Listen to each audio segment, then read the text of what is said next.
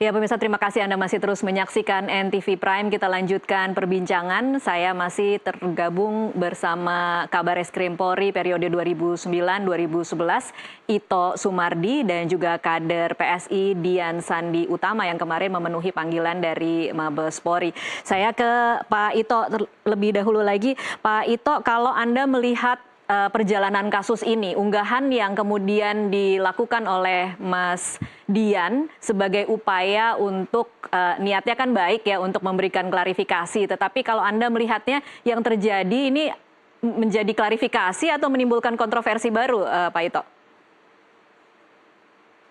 Audionya Pak Ito. Ya, kalau ada laporan kepada Mas Dian, itu tentunya kan penyidik akan menerima dan melakukan namanya proses penyelidikan. Belum penyidikan. Kalau penyidikan itu kan harus membuktikan apakah si pelapor itu yang mempersangkakan Mas Dian itu unsur-unsur pidananya memenuhi atau tidak.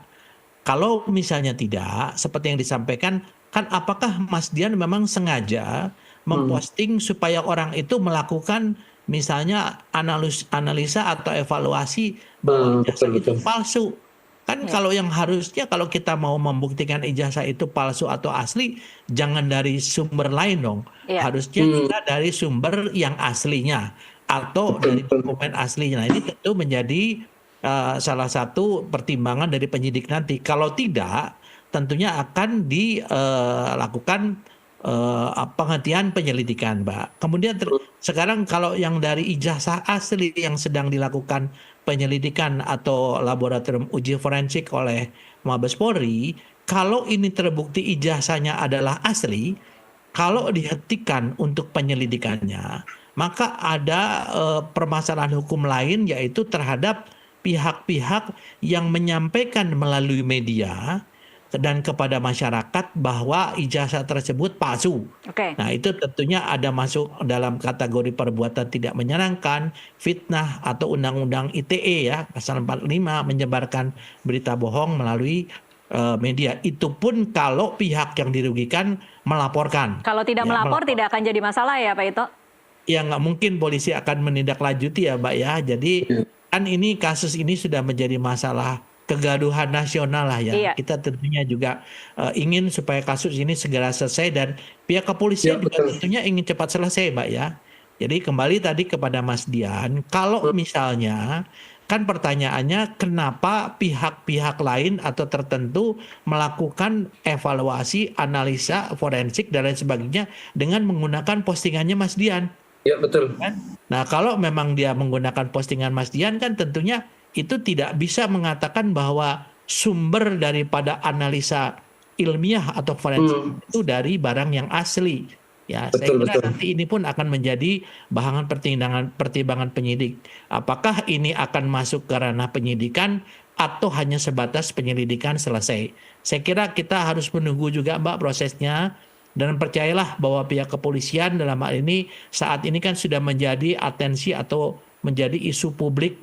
Dan kalau polisi tentunya tidak ingin untuk bagaimana kita mengorbankan ya kredibilitas Polri. Dan saya sangat yakin teman-teman di Polri semuanya bertindak secara profesional. Demikian Mbak Tasya. Baik Pak Ito, kalau berdasarkan pengalaman Anda, proses audit forensik ini kira-kira akan memakan waktu berapa lama sehingga kemudian masyarakat bisa tahu kira-kira ini memang asli atau palsu? Tergantung Mbak ya, tergantung. Karena begini, kalau saya juga pernah berapa kali ya, apakah itu ijazah, apakah itu terkait dengan masalah sertifikat dan lain sebagainya. Ini tentunya kita harus miliki dari berbagai sumber. Kita harus ke tempat dikeluarkan ijazahnya, kapan. Kemudian kita juga harus menanyakan pihak-pihak yang terkait, misalnya teman kuliahnya, dosennya, dan lain sebagainya. Jadi ini pun juga secara simultan ya Mbak ya. Kalau di laboratorium forensiknya sih cepat ya. Kita melihat apakah ini ada tintanya tidak sesuai, kemudian apakah fotonya itu yang dikatakan tidak nyambung dengan capnya. Ini kan tentunya ada alat-alat yang memang sudah canggih ya, yang tidak mungkin dimanipulasi oleh penyidik ya, meskipun tentunya tidak akan menutup kemungkinan bahwa ada persepsi dari masyarakat yang tidak percaya. Itu adalah hak dari masyarakat. Tapi penyidik di sini pun juga tidak ingin mengorbankan hak seseorang ya untuk dikorbankan kalau itu merupakan satu kebenaran. Jadi saya kira kalau yang dilakukan oleh kepolisian ini sebatas kepada penyelidikan atau bahkan penyidikan itu tidak untuk konsumsi publik ya. Karena ini adalah baru kepada sebatas mengumpulkan alat bukti. Saya kira itu yang mungkin perlu difahami ya Mbak ya. Jadi kepada Mas Andi juga atau Mas Dian, saya kira ini juga tentunya ikuti saja prosesnya. Karena bagaimanapun juga kalau memang dikatakan bahwa dari saya, dari Mas Dian itu yang dilakukan satu uji forensik oleh pihak-pihak tertentu, pertanyaannya kan kalau menyatakan sesuatu dokumen itu palsu harus ada dokumen aslinya dong. Kalau dokumennya asli bukan asli, misalnya dari fotokopi dan lain sebagainya, itu kan tidak bisa memenuhi unsur bahwa memang kita itu sengaja menyebarkan dokumen yang istilahnya.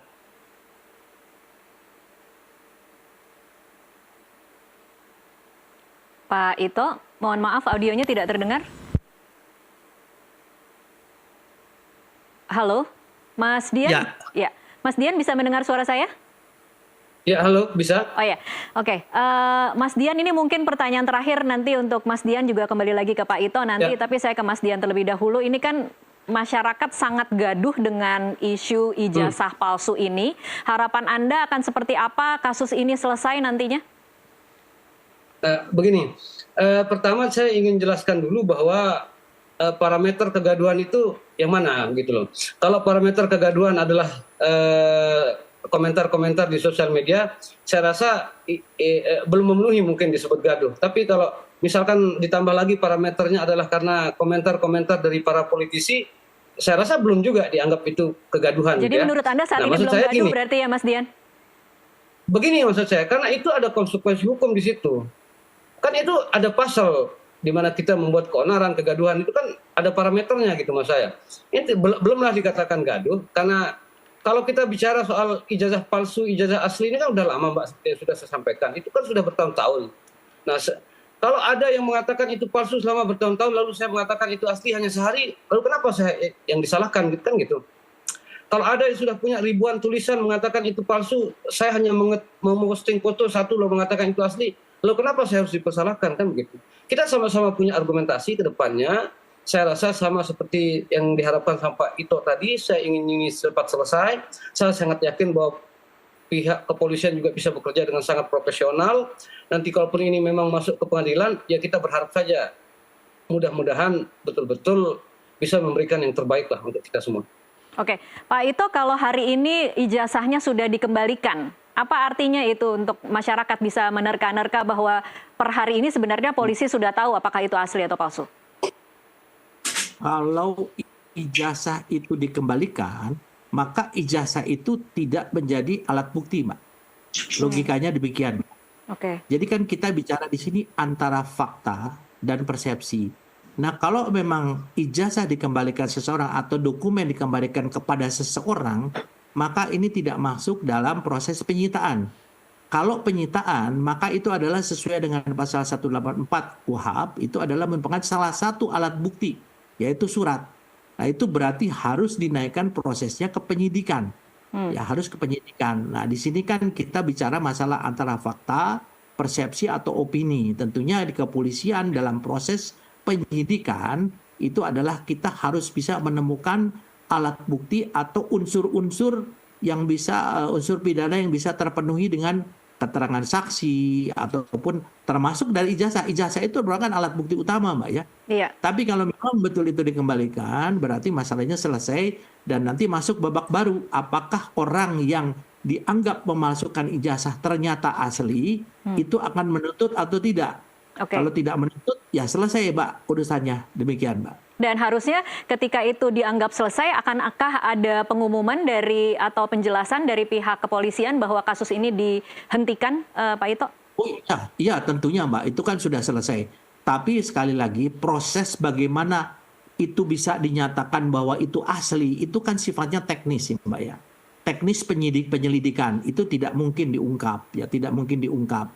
Dan tentunya di sini kan saya kira mungkin tinggal bagaimana masyarakat itu percaya atau tidak kepada profesionalisme. Sekali lagi bahwa Polri tidak akan mungkin kita mengorbankan daripada kredibilitas ya, daripada citra daripada Polri hanya untuk menutupi satu kasus yang sebetulnya kasus itu betul-betul merupakan kasus pidana. Saya kira itu yang mungkin menjadi hal yang perlu kita pahami dan sepakati bersama. Demikian, Pak. Baik, Pak Ito, terakhir Pak Ito, apa sih sebenarnya implikasi dari ribut-ribut kasus ini untuk masyarakat? Kalau mungkin Anda bisa membuat satu perspektif tersendiri tentang bagaimana seharusnya kita memotret kasus ini. Kenapa kemudian kita harus ribut-ribut soal ijazah palsu seorang mantan presiden yang kemudian baru dipermasalahkan setelah selesai jabatan? Menurut pendapat saya ya Mbak Tasya, ini lebih banyak kepada ranah politis, ya, ranah politis, sehingga tentunya kalau ranah politis ini kan kita bicara bicara sesuatu itu sesuatu yang tidak pasti ya Mbak ya. Kalau politis ini kan dari perspektif mana kita melihatnya. Tapi kalau dari hukum kan kita sudah harus lihat alat bukti, harus lihat bukan berdasarkan persepsi atau opini. Nah, itu yang beda antara perspektif hukum dengan perspektif politis. Sehingga kalau politis tentunya ada yang kontra, ada yang pro. Nah, ini yang meributkan sesuatu perbedaan pendapat apalagi sekarang di era medsos ini kan sangat mudah ya kita mengambil sesuatu yang mungkin bisa menaikkan juga rating penayangan, apakah YouTube atau ya, itu kan juga ada rating yang bisa dimanfaatkan dari aspek bisnis ya. Saya kira mungkin ini saja Mbak Tasya, antara dari politis maupun dari masalah hukum ya, kepastian hukum. Demikian Mbak. Baik, saya mencoba kembali menyapa Mas Dian. Masih mendengar suara saya, Mas Dian? Masih. Iya, ini mungkin pertanyaan terakhir. Tadi saya sudah bertanya ke Pak Ito. Pak Ito menjelaskan bahwa ini memang kasusnya lebih berat unsur politisnya. Jadi kalau unsur politisnya kemudian kita mungkin tidak bisa menduga apakah ini akan berakhir ataukah masih akan panjang, karena memang ada banyak yang diuntungkan dalam kasus ini yang masih terus dibahas dan digodok dari berbagai angle, karena banyak sekali irisan-irisan yang ada di dalam kasus ini. Komentar Anda seperti apa, Mas Dian? Kalau untuk yang satu ini saya tidak mau komentar karena nanti terkesan subjektif ya. Karena saya sendiri kan seorang politisi. Nanti kalau saya salah-salah, saya malah dianggap sebagai bagian dari skenario untuk kepentingan politik tersebut gitu. Tapi menurut Anda ada skenario-nya tidak, Mas Dian? Kalau saya sendiri, ini saya ya, terlepas dari apakah perkembangan terkininya itu apakah menjadi satu komoditi politik atau tidak, pengembangan hasil dari kasus ini. Tetapi kalau saya sendiri, apa perlu saya di sini saya bersumpah demi Tuhan gitu? Nggak ada kalau saya. Anda tidak punya motif politik? Saya tidak ada motif politik. Saya hanya ingin membuka pada saat itu bahwa Pak Jokowi ini, tahu nggak Mbak? Saya memposting pertama kali itu kan bulan puasa Mbak, tanggal 31. Itu saya masih puasa, saya kan Muslim. Lalu saya memposting ijazah itu pas waktu hari Lebaran. Kenapa? Nggak mungkin lah saya berbohong. Saya tidak ada niat motif politik apapun, tetapi bahwa ada dalam perkembangan situasi ini yang menguntungkan bahwa itu menjadi kepentingan politik tertentu, ya mohon maaf, itu saya bukan bagian dari skenario itu. Oke, baik. Ya. Baik, terima kasih Mas Dian, terima kasih Pak Ito. Kita akan sama-sama saksikan bagaimana kelanjutan kasus ini. Hormat Pak Ito. Terima kasih Pak. Iya, terima kasih sudah bergabung bersama NTV Prime. Dan pemirsa tetaplah bersama NTV Prime, usai jeda kami masih akan kembali dengan informasi lainnya sesaat lagi.